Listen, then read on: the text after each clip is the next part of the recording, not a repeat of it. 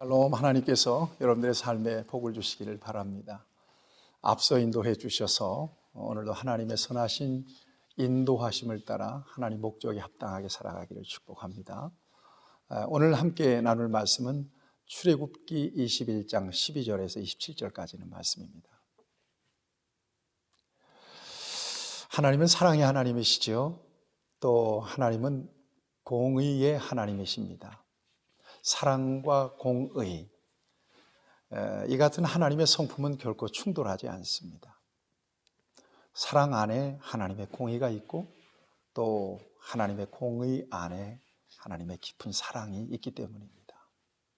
이 사랑과 공의가 조화롭게 나타난 사건은 예수님의 십자가 사건입니다.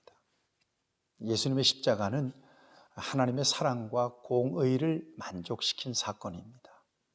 거기에 구원이 있습니다. 하나님께서 하나님의 말씀을 주시고 또 하나님의 여러 법들을 주십니다. 이건 하나님 백성들이 지켜야 되는 공의의 법들입니다. 이것을 하나님의 백성들에게 짐을 지워 주시기 위해서 주신 법이 아닙니다. 사랑하니까 복 주시려고 하나님께서 주신 사랑의 법입니다. 그도 그럴 것이 하나님 백성들에게 있어서 가장 중요한 것은 하나님과 관계를 지켜내는 일입니다. 하나님과의 관계를 건강하게 지켜내기 위해서 하나님께서 허락하신 법이 바로 하나님의 말씀, 또 하나님께서 주신 법입니다. 그런 차원에서 십계명도 하나님과의 관계의 법입니다.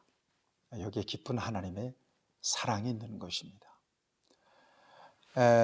어제는 이 종들, 노예들에 대한 그 자유법에 대해서 하나님께서 말씀하셨습니다. 오늘은 여러 가지 말씀들을 주시는데 첫 번째는 사람을 쳐 죽인 자는 반드시 죽여라. 생명을 빼앗는 일은 하나님이 이처럼 엄격하게 법을 제정해 주셨습니다. 그도 그럴 것이 생명은 유일하잖아요. 또 생명의 주인은 하나님이세요. 생명을 빼앗는 일은 하나님의 주권을 침해하는 아주 잘못된 죄입니다. 그래서 하나님은 이렇게 엄격하게 처벌하십니다.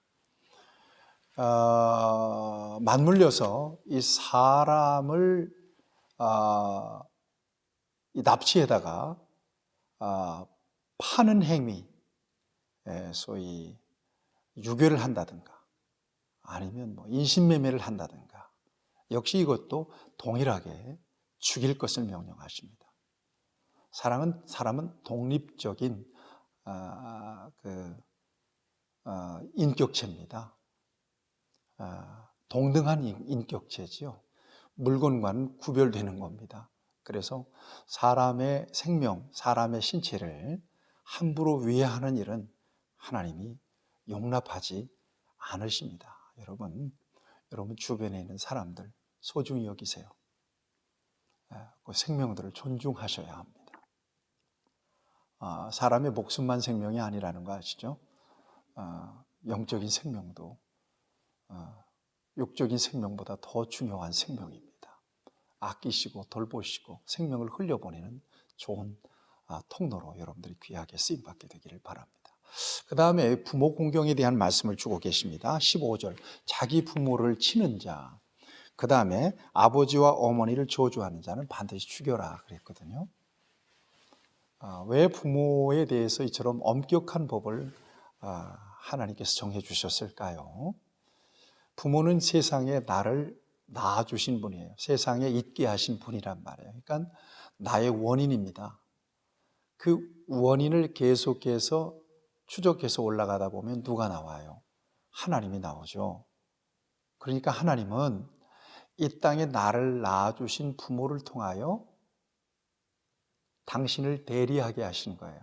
그러니까 이 땅의 부모는 하나님의 모형이라고 봐야 합니다. 그래서 부모를 공경하는 것은 하나님을 공경하는 차원에서 공경해야 되는 거예요. 이런 사람에게 하나님은 복을 주십니다. 약속 있는 첫 계명이라고 하잖아요. 땅에서 잘되고 장수하리라. 생각해 보세요. 부모는 함부로 대하고 부모에게는 불효하면서 하나님 아버지를 섬긴다는 것이 말이 됩니까?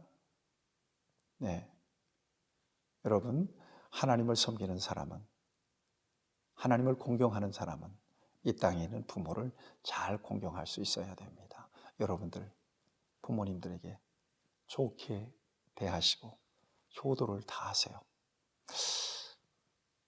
효도는 뭐냐?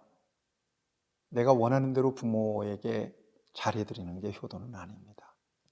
부모가 원하는 대로 맞춰드리는 것이 효도입니다. 그런 차원에서 믿는 저와 여러분들이 하나님의 법을 잘 지켜서 약속 있는 첫 계명을 풍성하게 누릴 수 있게 되기를 바랍니다. 그 다음에 일상 속에서 싸움이 벌어지거나 그런 경우에 내가 상대방을 상해를 입혔어요. 그러면 배상도 해줘야 되고 그가 잘 치료되도록 끝까지 그를 돌보아 주도록 하셨고요.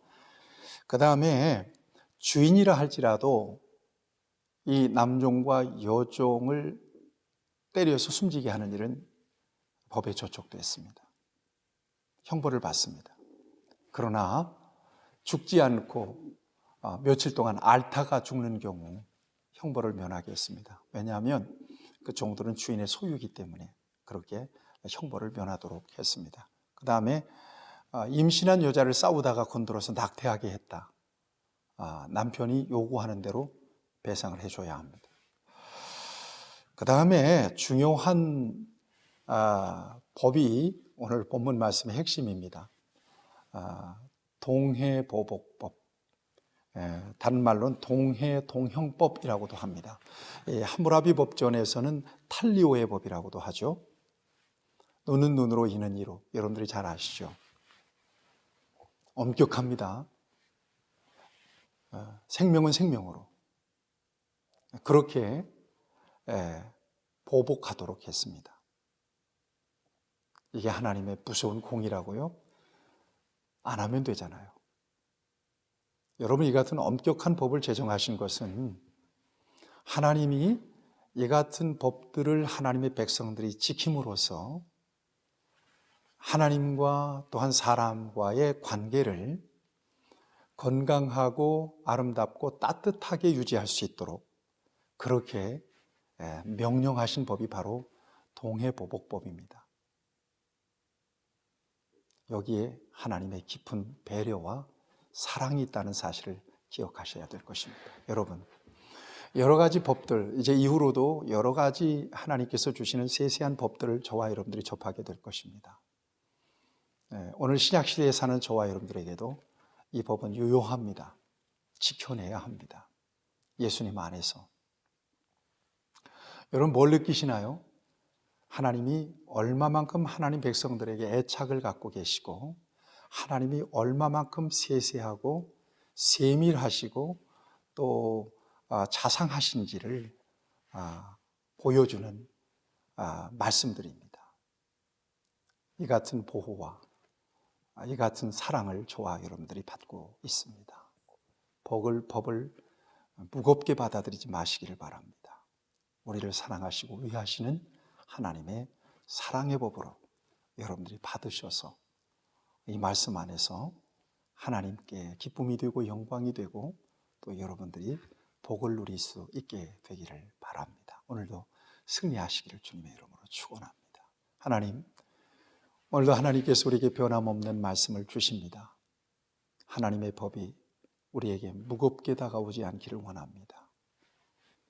하나님, 우리를 사랑하시는 그 사랑을 하나님이 정해주신 이 법을 통해서 더 깊이 느끼게 도우시고 이 법을 따라 순종하는 삶을 통하여 하나님께 기쁨이 되게 하시고 하나님의 나라에 이르기까지 승리하는 하나님의 자녀들이 되게 하여 주옵소서.